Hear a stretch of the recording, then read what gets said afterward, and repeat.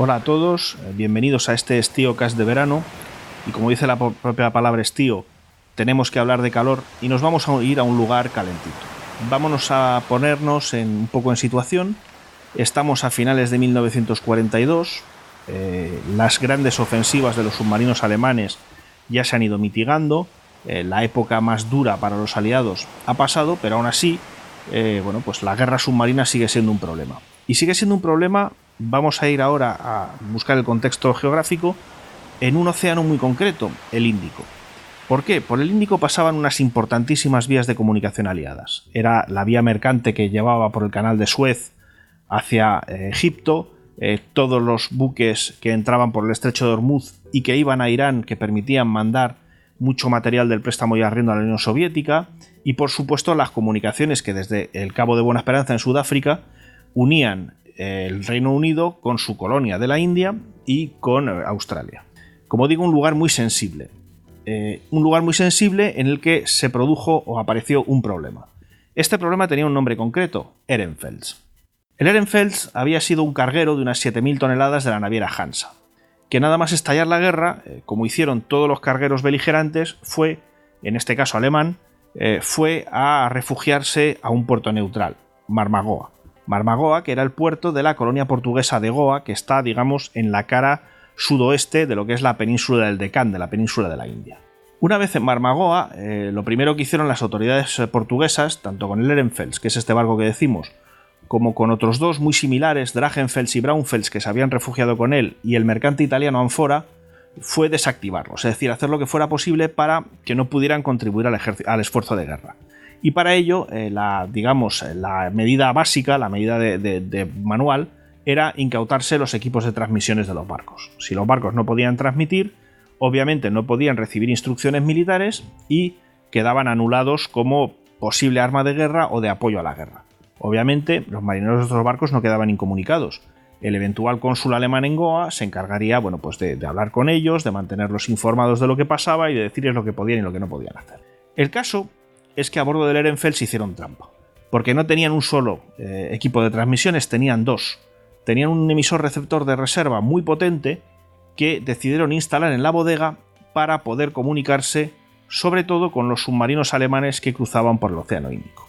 Esto era importante porque los alemanes aprovecharon desde el principio de la guerra para ir organizando una red de espionaje que tenía su base en Goa, pero que se ramificaba por toda la India. Esta red de espionaje, además de informaciones varias, lo que hacía era informar al oficial del Ehrenfels de las rutas de los cargueros británicos que, como comentábamos antes, pues se dirigían al canal de Suez, Sudáfrica, iban a Irán o venían de estos destinos hacia la India y Australia. Con lo cual era fácil para los submarinos que operaban en la región localizarlos y hundirlos. Los británicos protestaron. Claro, en cuanto se dieron cuenta de que esto les estaban haciendo una jugada, que de alguna forma los submarinos alemanes sabían muy bien por dónde iban sus cargueros y localizaron dónde estaba la fuente de la información y de la emisión, protestaron ante las autoridades portuguesas. Estas, la verdad es que no querían demasiados problemas, a Alemania no le iba mal la guerra, jugaban un poco a apoyar a unos y a otros, por ejemplo, los aviones aliados podían hacer escala en las Azores en su viaje a través del Atlántico, con lo cual las autoridades de Goa decidieron que era mejor mirar para otro lado y dejar que los beligerantes se apañaran para solucionar sus problemas. Problema, efectivamente, que adquirió dimensiones suficientes como para que el SOE, Special Operations Executive, es decir, uno de los servicios secretos británicos durante la guerra, tomara cartas en el asunto. ¿Cuál fue la primera opción? Bueno, esta red de espionaje tenía un jefe, tenía un núcleo central, un ciudadano alemán llamado Robert Koch, cuyo nombre en clave era Trompeta. Y decidieron eliminar a Trompeta. ¿Cómo lo hicieron? Bueno, pues dos agentes del SOE entraron en territorio de Goa, se presentaron ante este agente alemán, que en ese momento estaba con su mujer, y lo metieron en un coche a punta de pistola. Jugada de gángster clásica. Arrancaron a toda prisa, mientras un policía portugués, que por lo visto había visto la escena, protestaba y lanzaba amenazas e intentaba detenerlos. Su camino los llevaba directamente a la frontera, pero claro, había dos problemas. Primero, que este policía portugués pudiera hablar con el puesto fronterizo y los pararan, y segundo, llevamos a dos rehenes a bordo. Si se ponen a gritar, nos van a complicar muchísimo el paso de la frontera. El coche hizo una parada para cortar el teléfono y sedar a los pasajeros, con lo cual cuando llegaron al punto de salida de la colonia todo parecía estar tranquilo. Uno de los agentes se dirigió a las oficinas a gestionar el papeleo correspondiente mientras el otro esperaba en el coche. Este tenía un plan. Si los guardias fronterizos se hubieran puesto nerviosos o hubieran decidido actuar, su idea era, con un montón de monedas de rupias que tenía, arrojarlas a la calzada para que aquellos soldados coloniales, pues más preocupados por el dinero que por lo que pudiera haber en el coche, se dedicaran a recoger las monedas mientras él aceleraba y reventaba la barrera y cruzaba. En realidad esto no hubo que hacerlo, no hubo absolutamente ningún problema y pudieron llevarse a Trompeta a la India para interrogarlo, para saber qué se podía averiguar y qué se le podía sacar. Efectivamente, el agente alemán desveló a parte de la organización, pero se ve que habría elementos a los que no conocía porque a lo largo del tiempo el Ehrenfels siguió recibiendo información y siguió transmitiendo esa información a los submarinos alemanes que navegaban por el Índico. Con lo cual, obviamente, el siguiente objetivo de los servicios secretos británicos fue el propio barco. Ya que no hemos conseguido desactivar la red de información, lo que vamos a hacer ahora es intentar sacar al barco de la ecuación. Para esto había varias opciones. Capturar el Ehrenfels y sacarlo del puerto de Goa. Era lo más fácil. Nos lo llevamos todo y ya nos encargaremos de quitar lo que nos sobra. Más limitada era subirse al barco y destruir el equipo de radio. La tercera opción natural que se le ocurra a cualquiera era hundir el barco en puerto y se había acabado el problema. Se había acabado el problema, pero no olvidemos que Portugal era un estado neutral. Y el Reino Unido ya estaba lo bastante empantanado como para buscarse más conflictos internacionales. Con lo cual, esto supuso que en esta misión, si se quería llevar a cabo, no podían intervenir ni tropas regulares ni tropas de comando. ¿Quién tenía que cumplir esta misión? Ya se sabe, un grupo de civiles, gente simpática, viajeros, en fin, las personas más insospechadas y sobre todo que no pudieran tener una relación directa con la organización militar británica, con la diplomacia británica y con el Estado británico. Es decir, un grupo de simpáticos personajes que han decidido tomarse la justicia por su mano y se han presentado en Goa para acabar con ese emisor receptor tan modesto. Nos vamos imaginando quiénes fueron. Efectivamente, la Calcutta Light Horse, la caballería ligera de Calcuta, fue la unidad militar, entre comillas, elegida para cumplir esta misión. Este regimiento era un regimiento antiguo, llevaba muchos años en la India. En aquel momento podríamos decir tres cosas muy dispares de él. Primero, era una unidad de caballería de reserva. Su misión, básicamente en aquel momento, era escoltar al virrey de la India en determinadas ceremonias. Es decir, era una unidad puramente protocolaria. Sí era, ciertamente, una unidad militar, no olvidemos ese detalle. Pero, lógicamente, los miembros de la caballería ligera de Calcuta, si bien habían suministrado hombres al esfuerzo de guerra, más de 50 muertos en combate durante la Primera Guerra Mundial y lo que se llevaba de la Segunda, estos hombres servían en otras unidades, en otros regimientos y en otros lugares. El regimiento como unidad como tal no servía. Sí hay que decir que durante estas dos guerras mundiales llevaban 6 cruces Victoria. La valentía de los personajes no se pone en duda.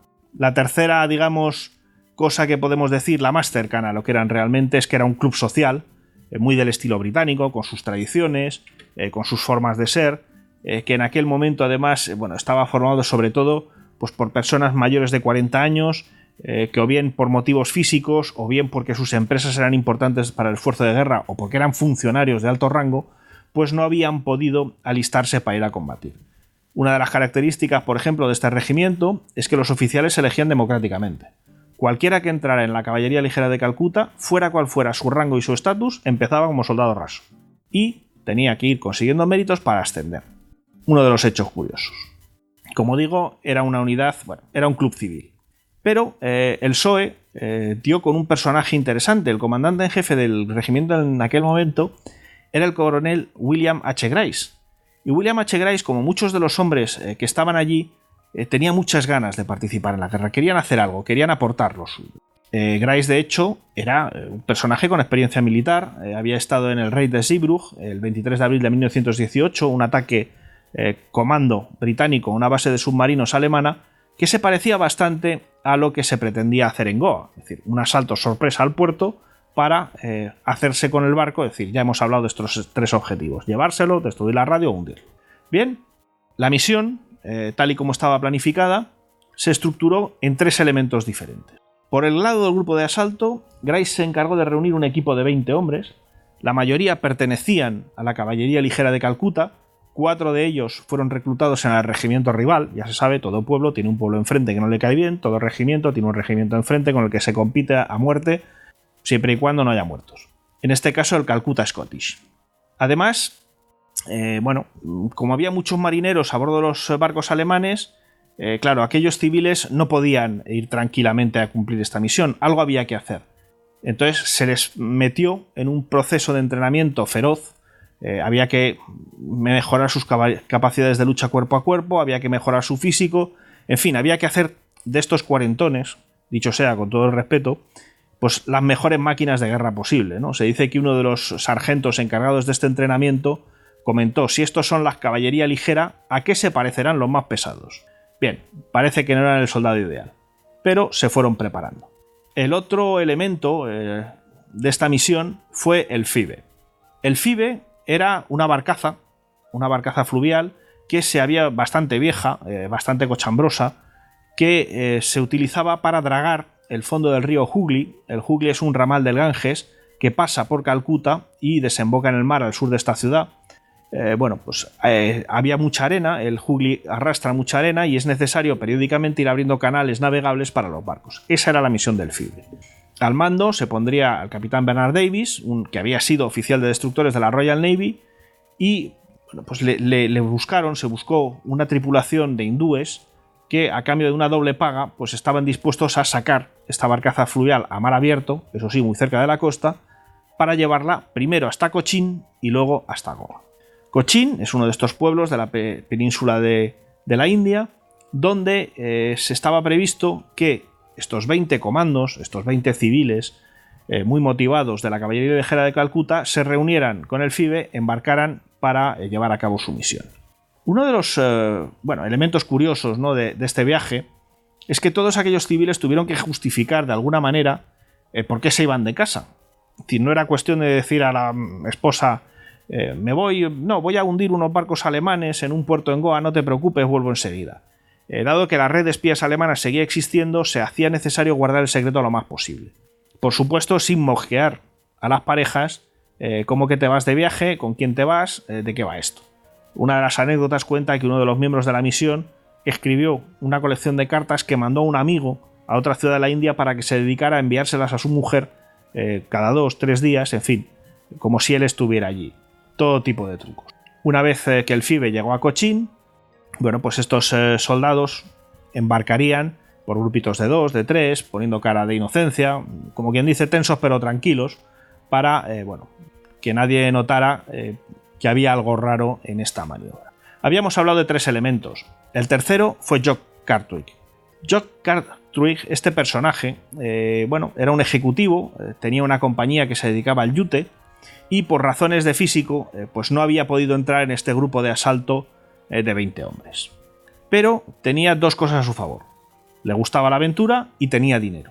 Con lo cual, a Cartwright lo que se hizo fue enviarlo directamente a Goa para cumplir una de las misiones más delicadas. Ya hemos dicho antes que a bordo del Ehrenfels había bastante más de 20 hombres, con lo cual el equipo de asalto, por muy entrenado que estuviera, no había tiempo para hacer ninguna maravilla, se iba a encontrar en una franca inferioridad de condiciones. La misión de Cartwright era precisamente evitar eso. ¿Y cómo lo hizo? Pues contactó con un funcionario portugués de la colonia, un personaje importante, y le convenció, léase convencer entre comillas, para que diera una gran fiesta, para que se diera una gran fiesta en Goa un día y a una hora muy concretas. Esta fiesta tenía que estar en su apogeo. Hubo elementos que ayudaron. Los hijos de este funcionario iban a un colegio privado muy caro en la India. El gobierno indio podía lógicamente ayudar a que el gasto se hiciera mucho más sostenible. Un sobrebilletes para gastos inmediatos, pues también podía tener su ayuda, su función para animar a este funcionario. Sobre todo para que no hiciera preguntas. ¿Por qué tal día? ¿Por qué a tal hora? Eso fue lo que Cartwright dejó muy claro al funcionario que no le iba a contar. El caso es que, este personaje entra en la conjura y se organiza una fiesta. Esta fiesta tiene 2 objetivos y 2 aspectos muy claros. Por un lado, una recepción oficial a la que debían de ser invitados pues todos los dignatarios que hubiera en la colonia, entre ellos los oficiales de los barcos alemanes. Es decir, ya nos hemos hecho con los jefes, ya nos los hemos quitado de encima, ya no están a bordo, salvo pues ya se sabe, siempre hay un oficial que le toca pringar, el oficial de guardia, y ese lógicamente pues acabaría por quedarse en el barco. Nos quedan los marinos. ¿Qué hizo Cartwright para deshacerse de los marinos? Dicho deshacerse entre comillas.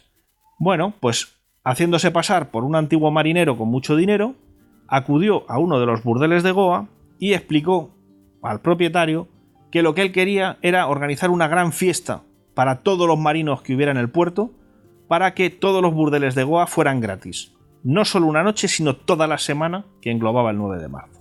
Claro, aquellos, digamos, llamarlos de alguna forma empresarios, les debió parecer maravilloso, ¿no? Es decir, muchísimo dinero, y se organizó la fiesta que lógicamente atrajo o hizo que todos los marineros alemanes del Ehrenfels que pudieran estar de permiso aquella noche fueran corriendo a perderse en el interior de la ciudad.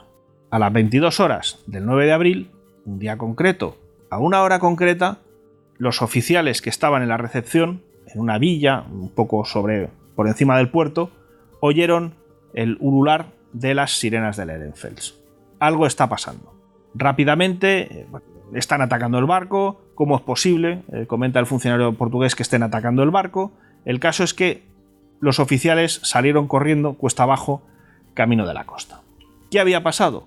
Bueno, pues que aquella noche, una vez caído el sol, el FIBE había entrado en el puerto de Goa, en Marmagoa, muy despacito, con todas las luces apagadas, de forma anecdótica con una bandera pirata en proa, y con el equipo de comandos de la caballería ligera de Calcuta, pues armado y listo para tomar su presa al abordaje.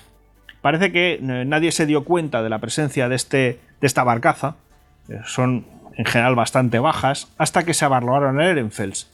¿Quiénes son ustedes?, preguntó entonces un marinero. Una barcaza del puerto, contestó en alemán uno de los soldados del grupo de asalto. ¿Por qué navegan sin luces? El dichoso marinero parecía conocer su trabajo y no le gustaba nada aquello. Lógicamente, en aquel momento ya era tarde. El equipo de asalto estaba abordando el carguero alemán, tanto con cuerdas como con escalas de bambú, y empezó el combate. Aquello fue un tiroteo. Los pocos alemanes que estaban a bordo enseguida sacaron las armas, hubo un intercambio de disparos en todas direcciones. Uno de los grupos de asalto, por ejemplo, llegó a la sala de radio, a la de verdad, aunque no había radio, pero había material muy interesante. Por ejemplo, los libros de claves y de comunicaciones de los alemanes. Llegaron tarde. Justo cuando iban a entrar, un oficial alemán arrojó una granada incendiaria dentro y los libros se quemaron. Primer fracaso. Además, el Ehrenfels parece que tenían cierto aviso, cierto mosqueo, porque en los últimos meses, en las últimas semanas, los marineros habían preparado toda una serie de trampas y de defensas a bordo del barco. En este caso, un poco más hacia popa, un marinero germano con una pistola de bengalas se las apañó para activar las trampas incendiarias que había en la cubierta trasera, que se convirtió en un mar de llamas. Segundo fracaso. ¿Por qué? Porque un grupo de la escuadra de asalto se estaba dirigiendo hacia popa para cortar la cadena del ancla, liberar el barco de su amarre y poder llevárselo. Tampoco iba a ser posible sacar al Ehrenfels del puerto. Nos quedaban, lógicamente, las opciones secundarias. No nos podemos llevar el barco, pero sí hay cosas que podemos hacer. Por ejemplo, y sobre todo, ir a por esa radio. Los hombres entraron en el navío y empezaron a buscar. Encontraron la sala de máquinas, donde los motores habían sido inhabilitados, lo cual añade, más fracaso a la pérdida de la posibilidad de ir hasta el ancla, pero sobre todo encontraron una puerta de lo más sospechosa, donde ponía peligro alto voltaje. Es como el típico botón donde pone no tocar, no apretar este botón. Efectivamente, volaron la puerta con explosivos y al otro lado estaba el equipo de radio de reserva del Ehrenfels, ese que tantos problemas había dado y ese que era, su objetivo mínimo, ¿no? Ya que no nos podíamos hacer con el barco, destruimos el equipo de radio. Premio de consolación, además, ahí había una hoja con toda una lista de radiofrecuencias para comunicar con los submarinos que también pudieron llevarse. Para entonces, los oficiales alemanes de los que hablábamos antes ya habían llegado hasta la orilla, pero el ataque estaba muy bien calculado. ¿Por qué las 22 horas? Porque 22 horas era marea baja. Esto significaba que todas las barcas, todas las lanchas que había en puerto habían quedado varadas en el barro y era muy difícil que estos oficiales o que los marinos, si hubieran podido pues ser sacados de su fiesta particular, pudieran volver al barco a tiempo para reforzar a la guardia y evitar pues lo que estaba sucediendo, ¿no? En aquel momento los oficiales lo único que pudieron ver es cómo su barco poco a poco iba bajando en el mar, se iba hundiendo lentamente hacia el fondo del puerto. Curiosamente, hay que decir que no lo habían hundido los británicos, sino los propios marinos alemanes, que tenían instrucciones en caso de ataque, precisamente para evitar que los británicos capturaran el Ehrenfels, de abrir las válvulas de fondo y dejar que se hundiera. En aquel momento, pues puede decirse que la misión, o por lo menos el núcleo principal, que era destruir el aparato de radio, se había cumplido, y Price dio la orden de que sus hombres salieran de allí lo más deprisa posible. Hubo algo más de combate con marineros alemanes, de hecho, varios de ellos fueron capturados, les pusieron unos grilletes y los trasladaron al Phoebe, y pues este se separó del casco del carguero y empezó a navegar lo más deprisa que podía aquella cochambre para salir del puerto y sobre todo de la colonia portuguesa de Goa. No olvidemos que acababan de llevar a cabo un acto de, como muy bien decía la bandera, que tenían en proa un acto de piratería, es decir, eran unos civiles, no eran militares reconocidos y estaban atacando un objetivo militar en un puerto neutral. Curioso elemento más de esta noche terrible para alemanes e italianos y sobre todo para sus oficiales, después de haber visto cómo se hundía el Ehrenfels, escucharon una serie de explosiones. Estas explosiones tenían muy poco que ver con el comando británico. En realidad, lo que había pasado es que los otros barcos, al ver el ataque al Ehrenfels, habían deducido que sus barcos serían los siguientes y, cumpliendo las instrucciones que tenían, los volaron para que tampoco cayeran en manos del enemigo, lo cual ya es repóquer de barcos. Me voy a por uno y me cargo 4. El cabreo de los oficiales no es difícil de imaginar, es decir, sin poder hacer nada, viendo cómo su pequeña flotilla, pues su forma de contribuir a la guerra desaparecía en humo, debieron de sentirse bastante mal. Mientras tanto, ya digo, la noche se fue calmando, el Phoebe viró rápidamente hacia el sur para salir de la colonia portuguesa y encendió su radio solo un momento para emitir una palabra, Longshanks. Esta era la clave que indicaba al PSOE que el objetivo se había cumplido y que el Ehrenfels había dejado de ser un problema. El éxito se pudo medir casi enseguida. Si durante los primeros 11 días de marzo los submarinos alemanes en el Índico habían hundido 12 cargueros, en los 20 siguientes solo hundieron uno. Y en abril, los 13 submarinos que operaban en la zona solo consiguieron localizar y hundir 3 mercantes. Se había agotado la fuente de información y, lógicamente, se había ganado una batalla logística importantísima. No nos olvidemos de Cartwright. Ya hemos visto cómo el grupo de asalto, los marineros del Phoebe, salían de aquel puerto para volver a sus casas, y tenemos pues a este empresario que pudo verlo todo desde la ciudad. Nadie le había localizado, nadie le molestaría. Además de tener la satisfacción aquella noche de haber pegado un duro golpe a los alemanes, recibió una muy buena noticia, o eso cuenta la historia, ¿no? Su hijo había desaparecido en combate y parece que, hablando esa noche con su esposa por teléfono, ésta le informó de que habían recibido noticias a través de la Cruz Roja que estaba vivo en un campo de prisioneros alemán. No era perfecto, pero era algo. Yo creo que en este sentido Cartwright se pudo sentir realmente satisfecho de su participación en la guerra. Hay que decir que fue de las pocas alegrías. Como decía antes, un grupo de civiles descontrolados, entusiastas, habían atacado unos barcos alemanes en un puerto neutral. Esto no se podía reconocer en público. No hubo recompensas para la caballería ligera de Calcuta. No hubo medallas, no hubo actos oficiales, no hubo noticias en la prensa. En 1947 acababa el periodo colonial británico en la India, el Raj, y Lord Louis Mountbatten, que en ese momento era el virrey y coronel honorario del regimiento, disolvió la caballería ligera de Calcuta, es decir, aquello se acabó, sin que nadie le reconociera pues el riesgo corrido, el éxito alcanzado y sobre todo pues su participación, ¿no? Salvo, parece, un pequeño detalle.